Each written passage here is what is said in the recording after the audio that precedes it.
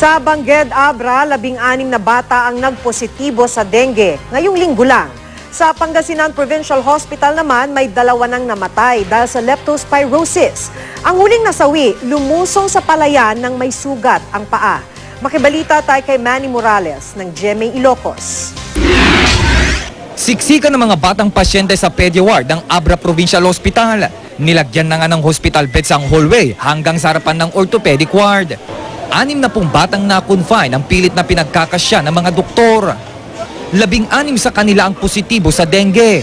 13 naman ang inoobserbahan pa at dadaan sa laboratory test dahil nakitaan din ang sintomas ng naturang sakit. Sunod-sunod daw silang isinugod sa ospital. Nakikipag-ugnayan ngayon ang pamunuan ng ospital sa lokal na pamahalaan dahil kinukulang na sila sa gamit para sa laboratorio. Ngam up to 15 years old, ay tiko ngamin 18 ti pedya, di ba? So, mas vulnerable sila kaysa mga adult. Sa San Carlos, Pangasinan naman, leptospirosis ang sakit na pinoproblema ngayong tag-ulan. Kahapon lang, 1 pasyente ang namatay sa Pangasinan Provincial Hospital. Ayon sa mga kaanak ng biktimang si Joselito Mendoza, lumusong siya sa palayan ng may sugat sa paa.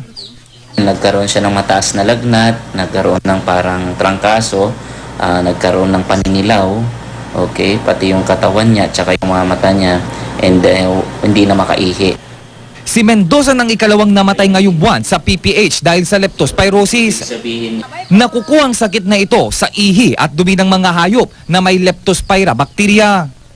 Karamihan sa mga naitatalang kaso nito ay dahil sa paglusong sa baha ng mga taong may sugat, lalo na sa binti at paa.